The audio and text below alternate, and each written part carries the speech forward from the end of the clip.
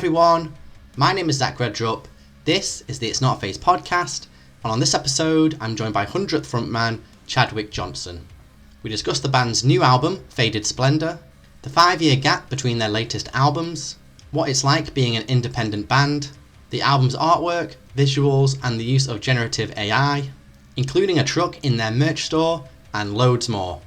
Before we jump into the chat though, if you want to be awesome and help me out, there's a few ways that you can support the podcast, and each of them just take a few seconds of your time. You can hit subscribe or follow wherever you're checking this out, and that way you also don't miss out on any future episodes. You can leave a review or a comment. You can follow the podcast on social media, and there's also a Patreon and there's a web store if you did want to go one step further. To make it super easy, I've shoved links to everything that I've just mentioned in the description of this episode, or you can head to itsnotaphase.co.uk. And now, with all that out of the way, here's my chat with Chadwick Johnson of Hundredth. What's up everybody? Thank you for joining me on this episode of the It's Not a Phase podcast, where I'm joined by Chadwick Johnson of Hundredth. How you doing, man? I'm good. How are you? Yeah, all good, dude. All good. I guess, you guys have just dropped album number 6. Yeah. Faded Splendor. That's out now for everyone to listen to and enjoy. How do you feel, at least so far, like this record in particular has been sitting with the fans?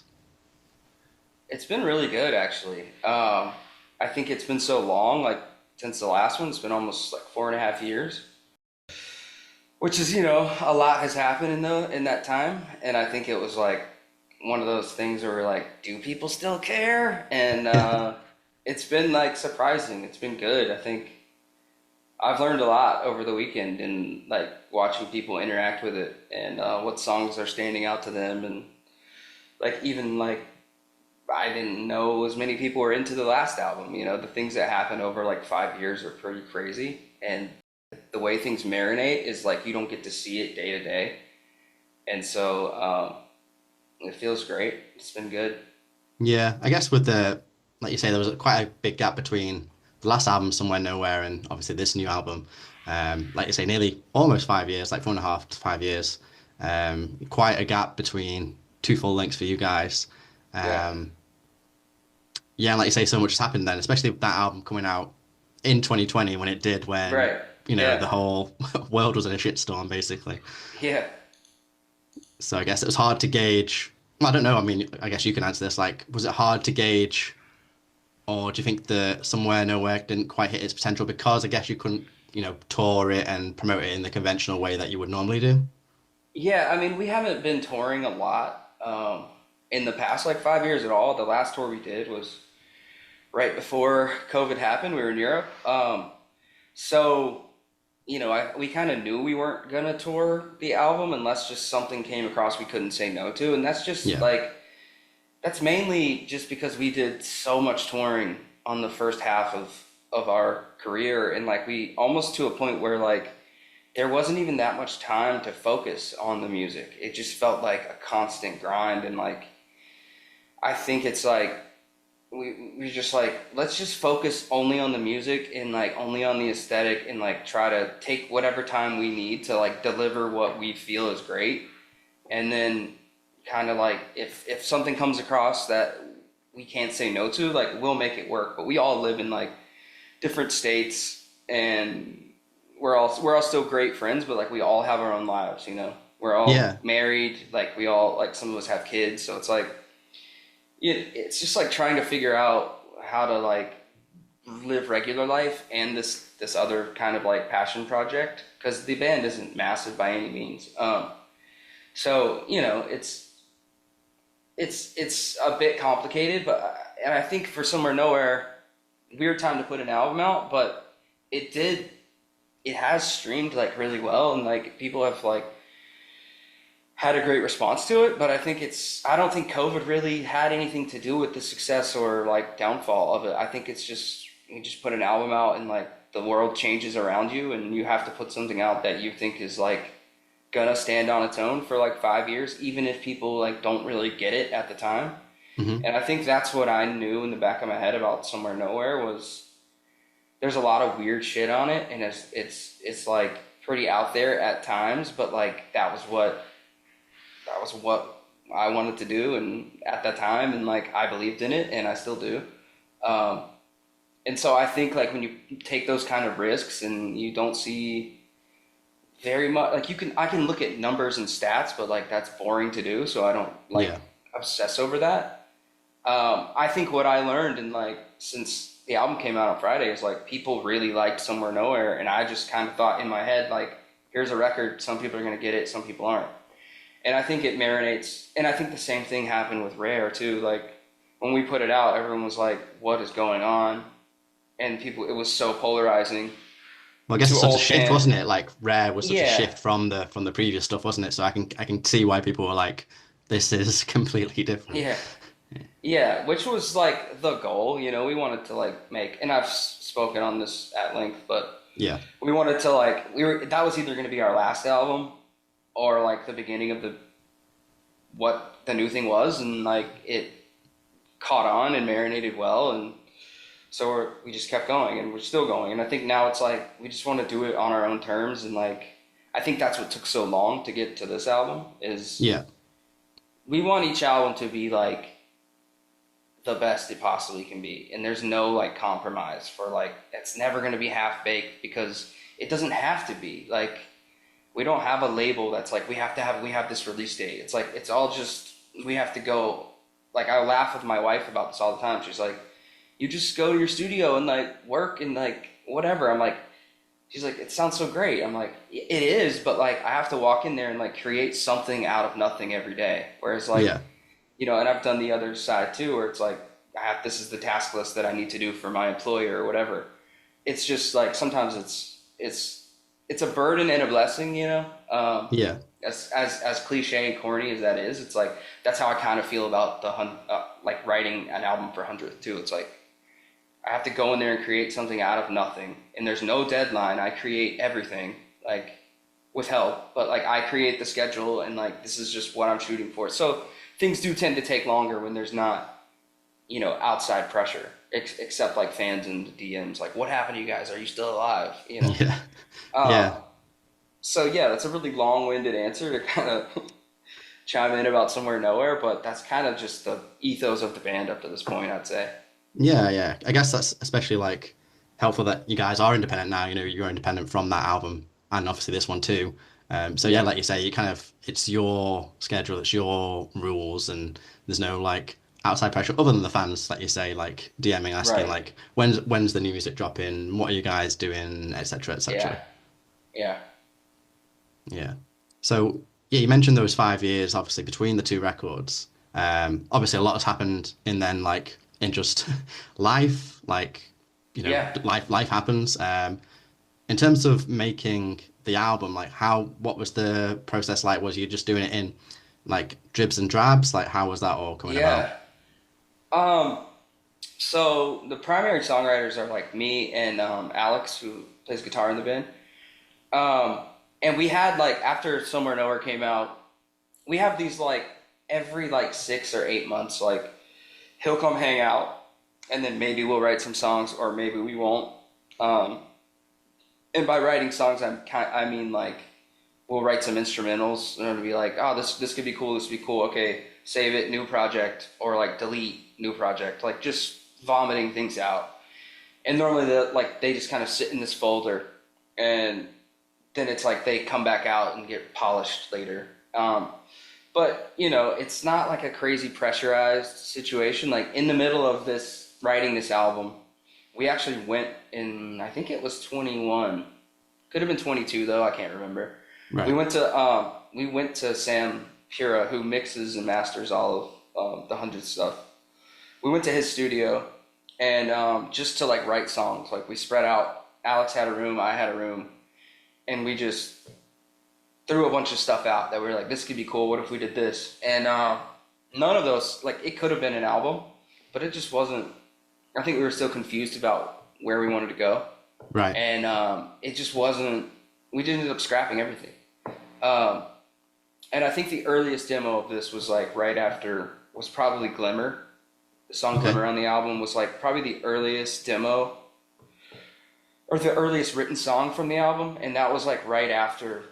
That was like pretty much right after Somewhere Nowhere came out. It was like, but it was written after the album came out, and it kind of got forgotten about for a while. But that was like the first big like spark into the new album, and then it would die off for a little while, and then we'd be all focusing on different things, and then like I do my own stuff, like produce songs for other people, or like I did like the Tennis System album after that too. So it's kind of like peaks and valleys of I really am inspired to do it now, or I'm not, Right. But all of that said, like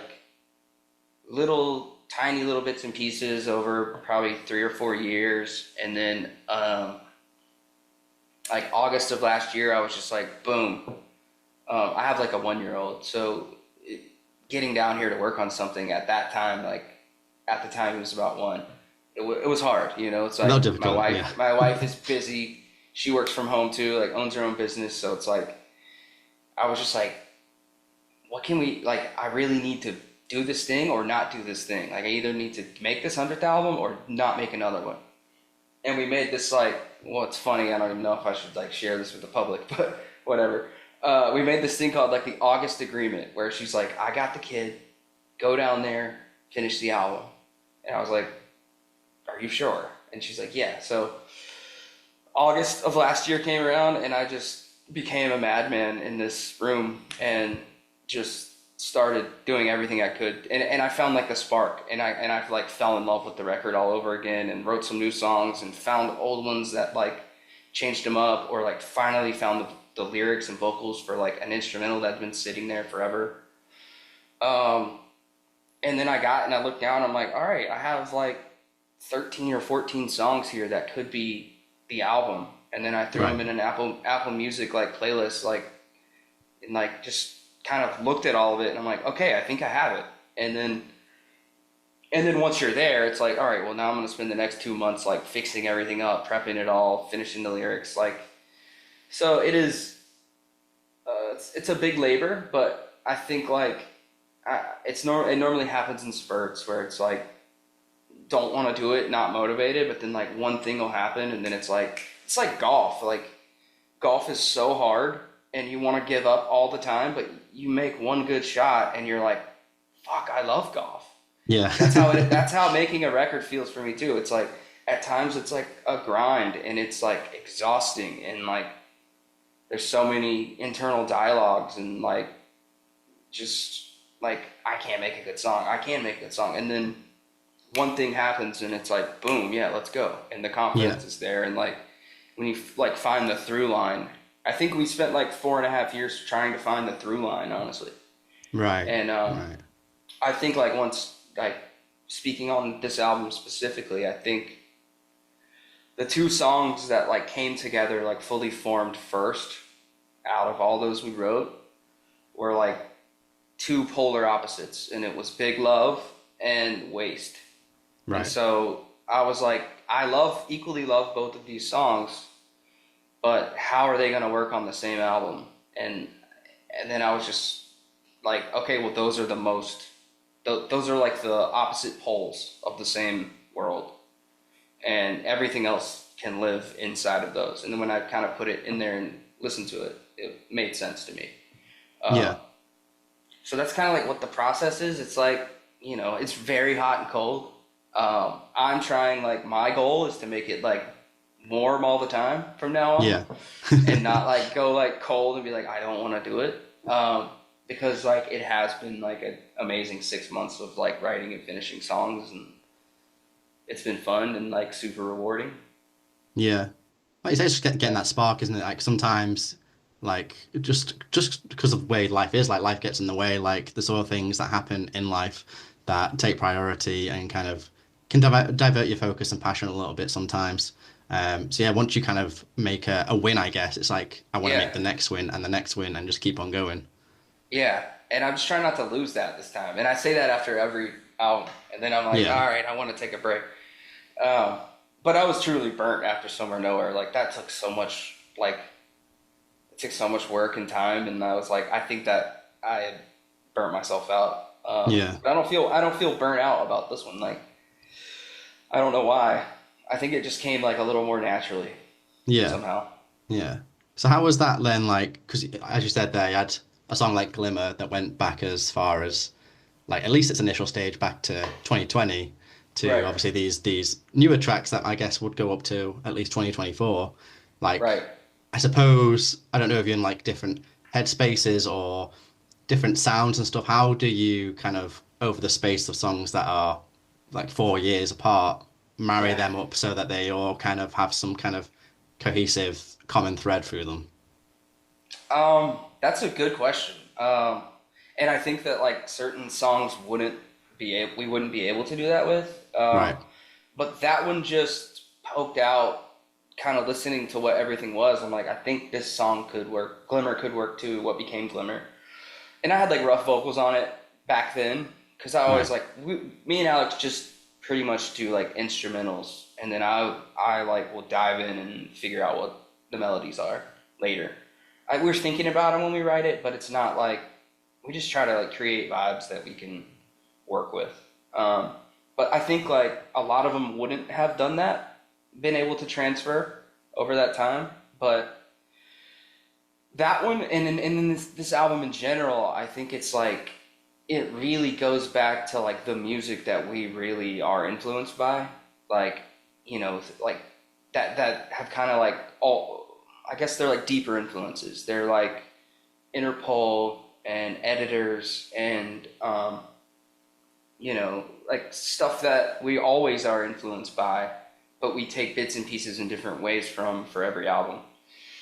And you kind of hyper focus on a couple of little things. And like the thing for this one was like I just want there to be big guitars, really big drums, and I want like some of these songs to sound like they're like in a stadium. Right. And I want the choruses to be like the best choruses we've ever had. And I'm not, I mean, you can tell since Somewhere Nowhere, it's like we're not afraid of a chorus. Like, Rare had choruses too, but it was so buried in reverb and so like almost like anti-hero vibe, which is cool. But it's like we've gotten better at writing songs. So and I've gotten better at like making, not speaking highly of myself at all, but like I've gotten better at like writing what a chorus is, over the Yeah. years, and hopefully I should because that's what I've been doing for the last 8 years since Rare came out. So it's like all the little things that you kind of hide behind before on Rare, the reverb, which is an amazing vibe. That's some of my favorite music is like chorus and reverb drenched vocals, but when you clean it up, you're like, well, they're not afraid of like writing a hook because that's still what these bands that we love and like we've always loved are doing. There's a chorus on, not every Cure song, but like the ones that are super memorable are the ones with choruses. So, Yeah. and I think like, there's a whole separate conversation about like the landscape of like what fans think, like for us to write choruses, like, 10, 15 years ago would have been like, and we still had them, but it was just like, oh, they're really going for it. It's like, no, well, I mean, the goal has always been like, make the song that is true to you, but also will reach people where they are too. And I think Yeah. like when that's the mission, like, I don't care if someone's mad that there's like hooks all over this album. Like that's the point. So I kind of forgot how we got here, but I'm just like vomiting thoughts. It's all good, man. It's a podcast. That's what you're here for. Yeah. Yeah. Yeah. Well, you mentioned that you went and did like a whole album in 2021, 22, but you scrapped the whole thing. Why was it just because you weren't excited about the songs? Like how, if you were to have put that album, what would we have heard? What kind of album was that? Well, I think we scrapped it just because it was like we went there just to kind of like hang out and throw things at the canvas and like see what we could get away with and see if anything stood out. And I think it was just too confusing. I think there was just too many influences. Too much. It was like, I don't know. I guess it was like there were songs that were like dream pop, like, but then there was also like some weird like Aphex Twin type, like, and Jay Dilla, like, songs with like wonky drums, and like it was almost had like more like soul influences in the songs. Okay.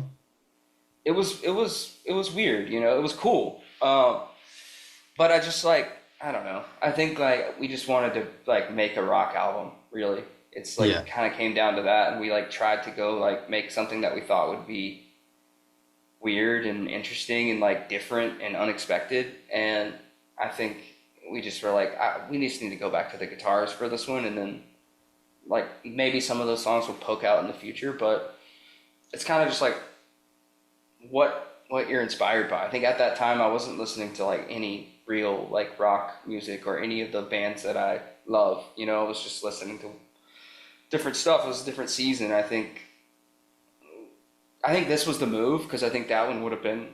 I like that we're coming back with this one because it feels way more potent to me. Right. Right. But you know, like there's also the other side where like maybe, which we haven't been good at, like leaving breadcrumbs along the way to see like, oh, they're headed here. It's more like, no, we're gonna figure it out and then drop something that you don't expect. Is what I hope to do, honestly. Yeah. So Yeah. Yeah. Well, yeah, we touched on it earlier, like that you're an independent band, like you're independent from the last album and this one as well, and we've kind of talked about the pros of that. You know, it's kind of like you're not set to a tight schedule. You can kind of do things as and yeah, when you want, but I imagine that also comes with its own challenges as well. How did you yeah. kind of learn from, I guess, the challenges that would have first presented themselves with Somewhere Nowhere, and kind of learned from them and continued into this route again for Faded Splendor? Um, well, for Somewhere Nowhere, I basically just hired all the same people that Hopeless hired, like the third Oh, party okay. contractors, like the PR, the radio people. And there's also, I mean, even on Hopeless, like we're still dialing even for Rare, like on Hopeless. And Hopeless were great. Um, Yeah. no bad words to say about them. I just think they didn't understand like where we wanted to go, and I think it just didn't work with what they wanted to do. And we and Rare became a thing that worked, and I don't think they expected it, and I think we thought it's a good possibility because we like the songs, um, but they had to do different things, like to promote Rare. Like they had to hire a PR person that they had never used before because it was leaning into like a different world, Yeah. and so we just kept relationships with those people and ended up hiring those same people for Somewhere Nowhere. Um, and so it's really like, I guess the way I view a record label, it's like, it's just like there's a lot of strategy involved in some cases, and sometimes it's just money. Right. It's just like a bank that you have to pay back. And you know, it is hard because you have to do every single little thing, but it's not anything that like any artist can't do. Like if you want to do it, you can do it. Being independent isn't hard at all. It just takes time, and you got to learn how to do things. You got to learn how to like submit your songs, figure out the ISRC, like put in like um, artwork, all the different social things. Like anyone who's making music independently, like now is could work at any record label. Like Right. not discounting what a record label person does or any record label things at all because they're great. I just think like it's so much easier to be an independent artist now than it ever was, and Yeah. it just like put together a team of people that understand what you're doing, and that helps the most. Um, but yeah, some of the challenges like are funding. You know, it's like this album is self-produced, and like we didn't work with any like outside producers, but I hired Sam Pura to mix and master it, and he's Yeah. done the last, and I'll never probably not hire him because number one, we're like best friends, and I think he's the best like modern day mixer like that exists, and he will try like the most out of the box things to make things loud and Yeah. competitive. And it's like it's just really comes down to like relationships too, you know. I think that was the one thing I'm thankful for about Hopeless is like they set up a good team for Rare, and I was able to like meet these people and keep a relationship over, 8 years since that album came out, and use and hire some of those people to do the same thing. And I mean like PR and radio and stuff like that.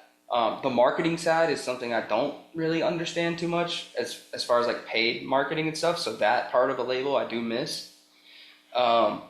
But there's plenty of options, and now that the album's out, that's like what happens now, Yeah, yeah, yeah. I guess like the important thing is like finding people that you kind of trust and that kind of share and understand the vision that you have. Like, I guess no Yeah, one will give a shit about your band as much as you do because it's your band, but of to course. get the closest thing you can, that's the most important thing. Yeah, I think also like for us specifically, it's hard because the evolution. I think Yeah, like if you send this to like a random person at a label, they don't understand who the fans are or where we came from, where we want to go. It's all just kind of confusing, and that's as it should be. yeah, But yeah, I think just finding people who understand like where we come from and like what we've done and kind of like the whole story of the band is the most important thing, yeah, at least so they understand like, they understand what the story is. And that's kind of one of the great things about what Hopeless did is they found good people for Rare. yeah, yeah, yeah. Because like say that was quite a pivot from the older stuff, so I imagine like it might have been quite difficult for them, but luckily you found the Yeah, right people that could kind of yeah, facilitate that for you guys. yeah. It was funny. The whole thing was funny. Um, yeah, Yeah. we told them and I've told this, but I'll say it again briefly. We told them we were making like a different album, and I think every band says that. Yeah. And and they were like, okay, yeah, cool. And then we sent them the album, and I think they were like, what is this? And I think the financial people, from what I've gathered, and I don't know if this is true or false, Yeah. like the people that worked at the label were hyped because it was like they were like, we could, at the time it was like this could be on K Rock, like this is like different for us. I think the financial people were like, this band is self-destructing. What are we doing? you know. Yeah. So, um, but that was a long time ago. Yeah. So at that time, I understand both sides. Yeah. So You know, they didn't hear any of Rare until you had the full album ready. pretty much, yeah. Right. Yeah, and they might have heard some like instrumentals, but there weren't vocals on them, and so Right. maybe they thought like, oh, maybe he's gonna scream on these or something. Or I don't really know how involved a label is at listening to the demos of the album, and I think maybe like major labels probably are want to hear more, but I think for like back then the Hopeless, it's just like go make an album. You're gonna do what you do, and then we'll put it out for you. Yeah. Yeah. With strategy, we're gonna work it and figure out what the best move is. But Yeah. yeah, maybe they heard it, maybe they didn't. It's so long ago. I think they heard like some demos, and then they were very like they've lost their edge kind of vibe. Right. Yeah, Yeah, it was a while ago, so I don't imagine you to yeah, remember yeah, every aspect of it. But yeah, I only say that because like I can't think of another band that's kind of like pivoted to another like genre so much as you guys have, and also like pulled it off massively. Oh, So I appreciate it. I yeah, appreciate it. um, like I imagine for some bands they can try that and it just doesn't work for so many reasons. Like maybe the fan base just doesn't latch onto it, Right. or even if they make like the greatest album you could ever think of. But yeah, Yeah, somehow that's somehow like, you pulled it off. dude, I appreciate it, and that means so much.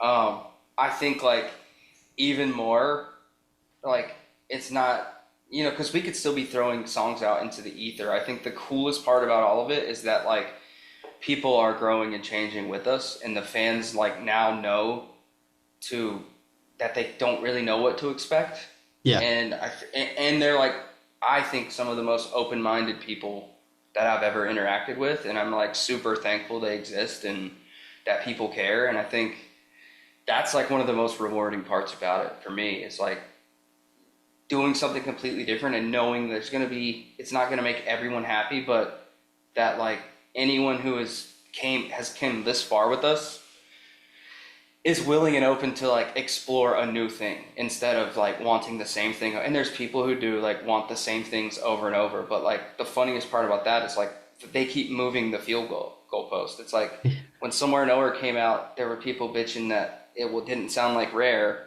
Yeah. And then now that this one's come out, like they're like, what about Somewhere Nowhere? It's like, well, 5 years ago you wanted Rare, now you want Somewhere. I'm like, I can't please you, so I have to just go do what I think is the best thing we can make, and then trust that there's going to be people out there that appreciate it. And thankfully there are, you know? Yeah. I think that just reinforces that you should just do what you want to do, because you'll never be able to please everyone, no matter what it is that you put out. Like you could put out like, you know, songs that sound like the very first album and there'll be people that moan, and you could write, you know, Faded Splendor again and there'll be people that moan. You just can't, you can never win. Yeah, and luckily we learned that, and that was kind of why Rare happened, you know? Yeah. I feel like we were, you know, on tour so much and trying to like get to that next level, because we had ambition. Like we didn't want to be like just a hardcore band. That like we had ambition with the band and we wanted to spread it as big as we could. And I think that like for Free, the album Free in 2015, I think like we were just trying to we were already trying a little bit to like please. And I think when we ripped that part out of the band, it's like that's when we found something like way more special, in my opinion, and more honest and true to like who we are and what our influences are, and just like what we want to leave. Like when the band's over, like we only want to put out things that like we think will stand, you know? Yeah, definitely. And I think like that was the turning point in the band. You know, we wouldn't even be here if that didn't happen. Yeah. Do you think you would ever go back to a label if they offered like an attractive deal, or do you think it's just independent for the foreseeable for you guys now? I would, you know, if it was the right people and they knew how to like get the music out there to more people. Obviously I wouldn't like, I would never like let a label tell me what to make. Yeah.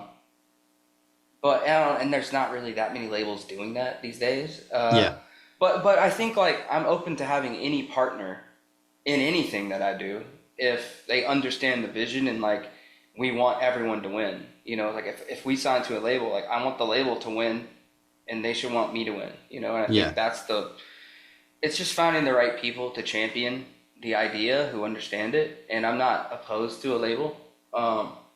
You know, obviously that would take off some of the financial burden of making an album. Yeah. But the deals, but it would need to be like a favorable deal, you know?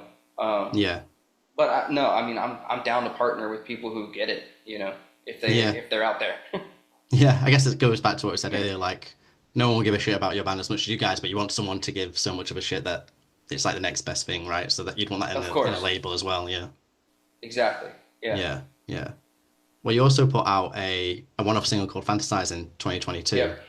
Mm-hmm. Was that part of some of the sessions that were originally for this album as you were going through the years?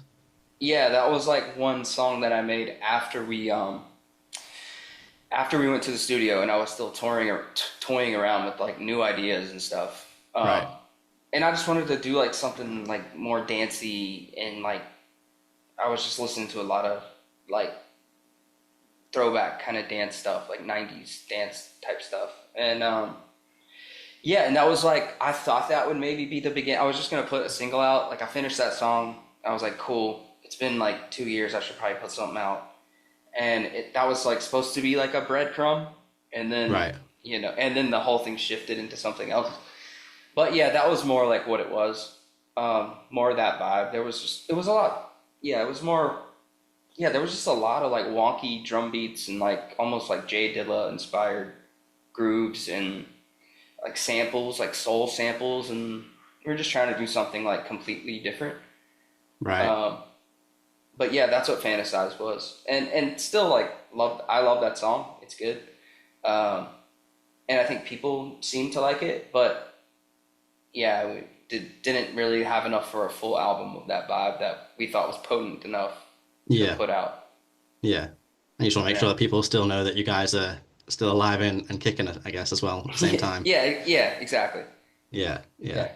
Well, I think as well, what's really interesting about this album is the artwork as well. You know, you've got the front cover where you've got Hmm. that woman's favorite where it's like a I don't know sand star going on Star. their face. Yeah, Yeah, and yeah. there's like stars all over like the artwork and the visuals and stuff.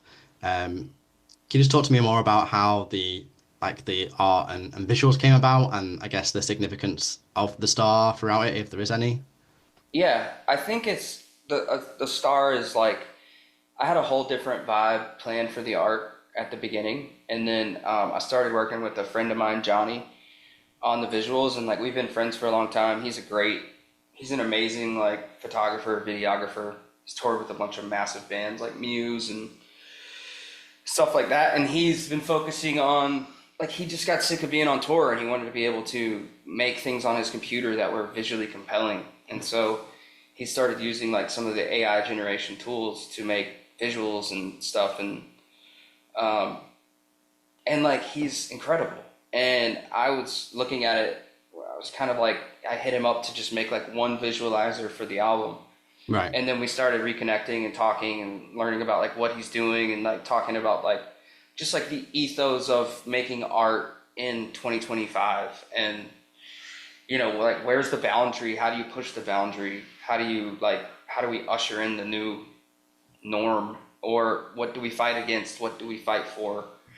We started getting in those conversations, and then he started making visuals for the songs, like for the singles, and then he made the All the Way visual, and it kind of came out of nowhere. And to me, like when I saw it, I was like, this is what the album is supposed to look like. And so I had like a whole different vibe. It was like kind of alt rock 90s looking in some way, but I had a star on the cover because I Right. was just looking for like something that felt like Faded Splendor to me, and like what does that mean?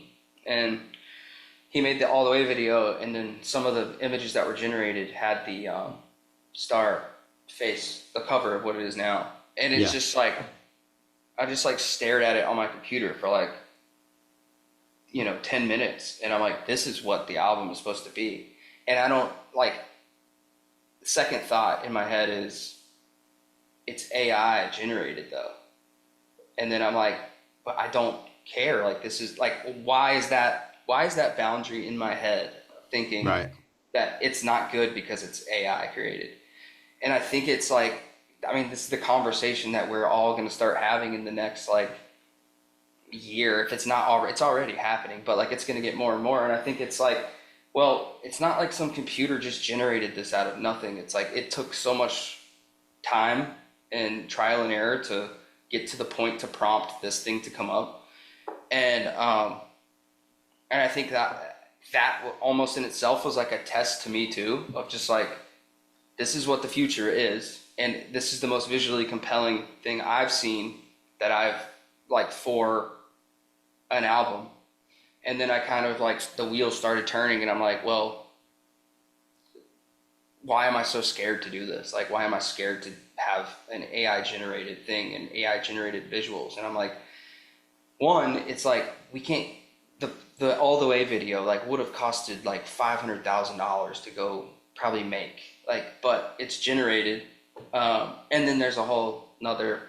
People will argue about the environment or whatever, not whatever in a bad way, but like they'll argue about like AI using water supply and all this stuff, but like compared to the fashion industry, compared to all these other things that are happening, like it's still so minuscule. And the environmental aspects of shooting that $500,000 music video would have been probably the same. Yeah.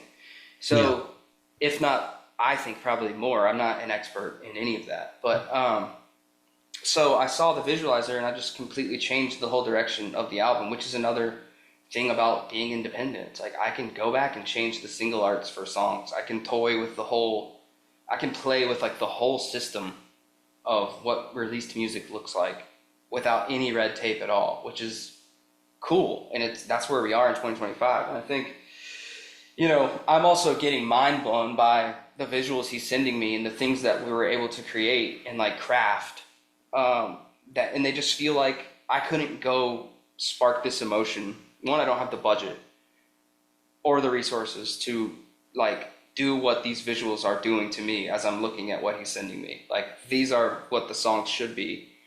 And so it's more like, I was just like, this is just what it is. Like, this is the statement. The statement Right. is like, use whatever you can to make the most potent thing, and whatever like reflects what, and there's going to be people that hate about everything.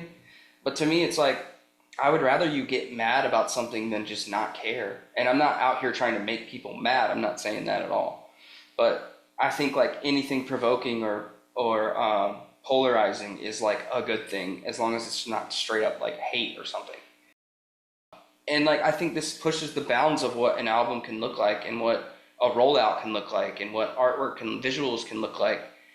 And to me, it's like, that's the perfect, like, it's like a merriment of like what Hundredth is, what it has become, what it was. And like the whole ethos is just like, create something out of nothing with limited resources and make the most compelling thing you possibly can from like a tiny band in South Carolina. You know, it's like, if you're like, and then there's something else that's just funny is like, the only people like bitching about AI are like people that won't even show their faces on the internet. Like, and it's like, what are, like, everyone's scared. And it's like, watching people be scared on the internet is like, it's such a funny thing. Like, we're so precious about these things. And most of the people that are bitching about like, hire a real artist for artwork, it's like, well, I did hire a real artist for art. This didn't just come out of nowhere. Like, this took so much time and effort and prompt and like dedication to prompt engineering to come up with this result. So it's, and also like, you're bitching hire a real artist, but when's the last time you hired a real artist for anything? So that's like, that's what goes through my head when I see those comments, and I just laugh. So yeah, it's like, that's kind of how that's how the star thing happened, and that's how the cover happened. And I think just the star in general is like, you know, I think I know what it means to me, but it's like, I don't ever want to spoil what that can mean for someone else. So I think it's like out there for interpretation on what you think the album means, what you think the visuals mean, what you know, I never want to give that answer. Like, you know, I think it's up to interpretation. I think there's a lot of cool stuff in the visuals throughout the whole, and we spent a lot of time making it cohesive. And I think that's like one of the most special things about the album is what it looks like in the rollout. And I think in concept, that is what it is, you know? Yeah. I think it's, like, it's just like breaking through what the boundaries you think are. Yeah. Yeah. I mean, like you say, like AI art, especially now, is like a very, you know, tense and touchy subject that people are very like, you know, it's kind of a hot, like I say, hot topic. Like, some people, you know, support it, some people don't for X, Y, Z reasons. Like, say, you mentioned like the environment, and or people will say like, you don't hire a real artist. And I guess another part of it is like, people don't like the fact that it takes in varying degrees like art from other places. But I mean, I guess for you, I mean, you've kind of explained it there anyway, but do you think, at least right now, is there kind of a limit to how AI is used in like art, whether that be music, whether that be visuals and stuff like that? I mean, I think like, what do you mean exactly? Like, is there a limit? Like, do I have a limit on how far I would go, or should there be a limit? Well, I guess, like, your opinion, do you think there should be a limit as to how much AI is used? Like, I guess some artists will kind of use it to kind of aid them in creating artwork, whereas sometimes you have like people who create art and it's solely AI, or they'll create music and it's using pretty much solely AI to create a song or whatever it is. Like, do you think there's kind of a limit as to how much AI should be used in art? Yeah, I mean, I think I definitely understand both sides of it. Like, I get it. I understand why people are scared of it, or that they're drawing like hard conclusions and putting up boundaries about it. One side of me is like, it's inevitable, so, you either adapt or don't. But I think, like, personally for me, it's like, I'm not going to use AI to write a song.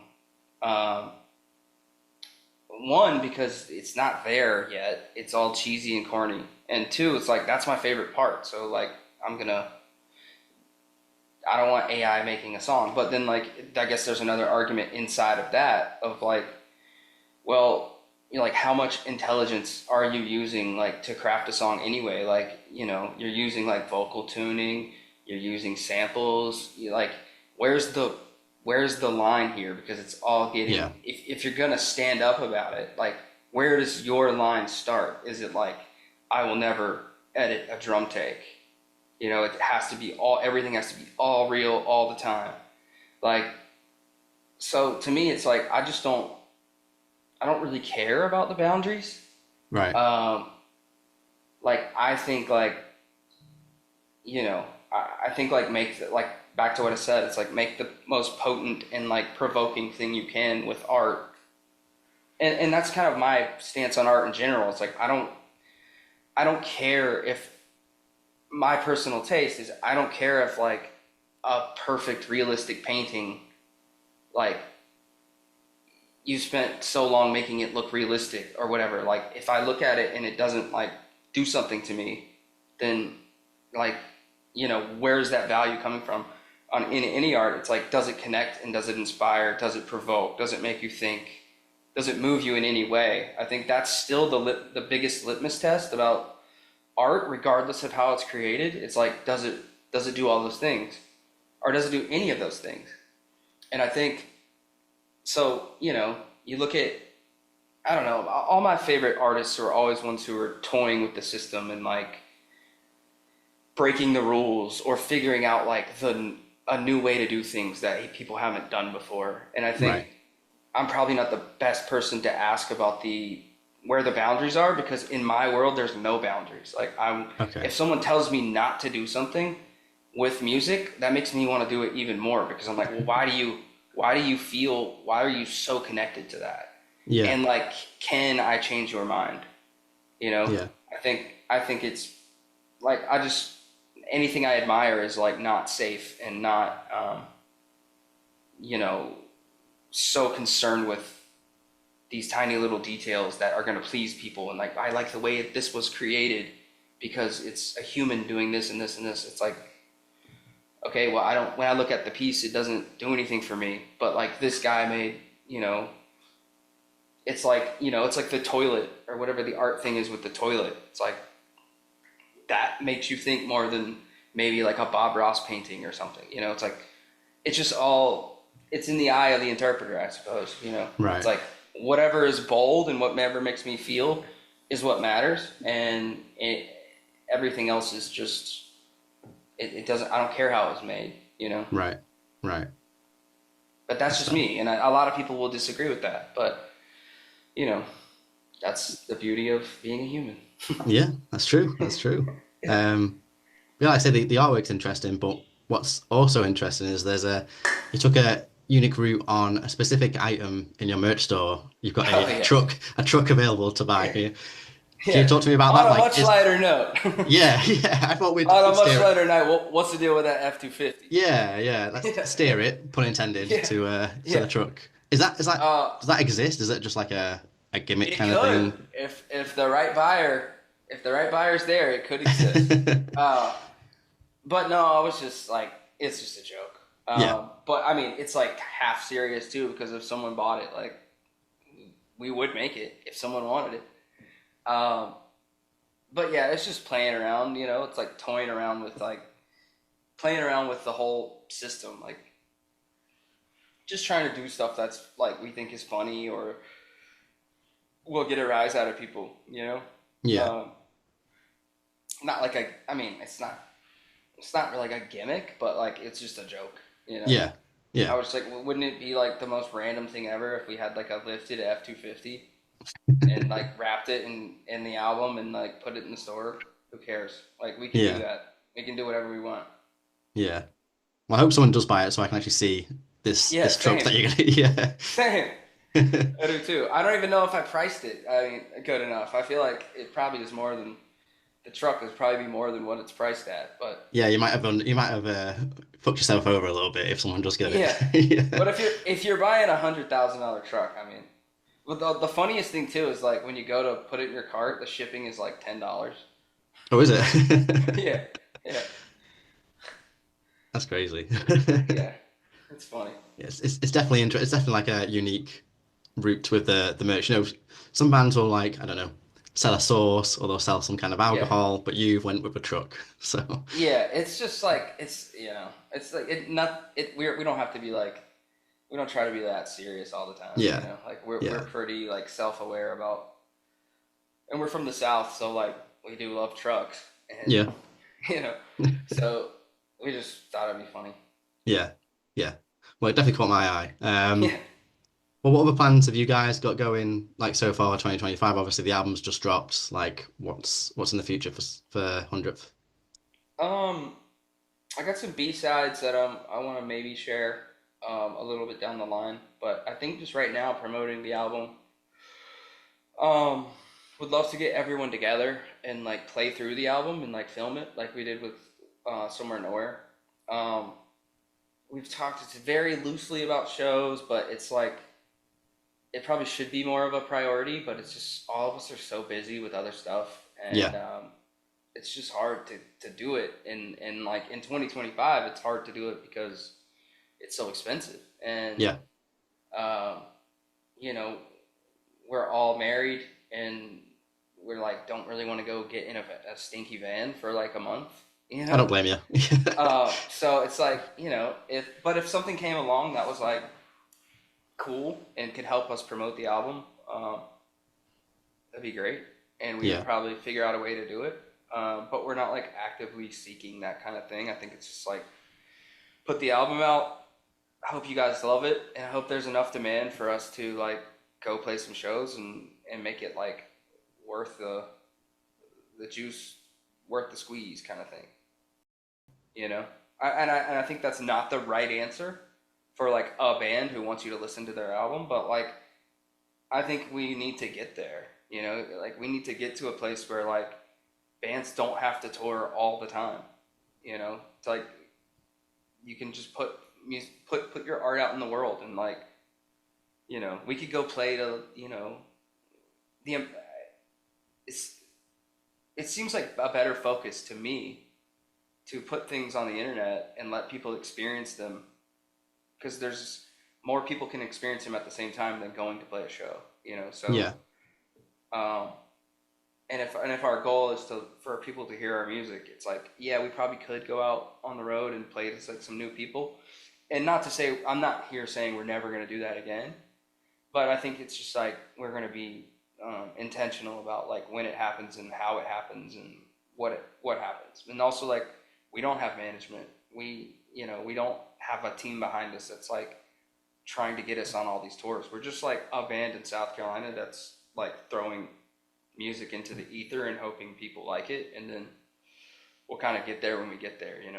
yeah. I guess like it's especially now, and the band's been going for so long anyway. Like you can be more picky with the shows that you play. You don't have to play every single thing that gets offered to Yeah, you that you can physically do. Like you can pick the shows that make the most sense to you, not only logistically but financially, and also yeah, tie in with each of your individual personal lives. Like you say, like you're married, like kids and stuff like that. yeah, It all comes into play, doesn't it? So yeah. Like none of us are itching to get back out there, but if we knew it was going to be great and perfect, like we would totally do it. yeah, yeah, definitely, dude. Well, Yeah, Chadwick, thank you so much for chatting with me, talking about the new dude. album, talking about everything for the past 5 years, I guess. And Yeah. yeah, before I let you go and enjoy the rest of your day, any final words, anything you want to say or plug or anything?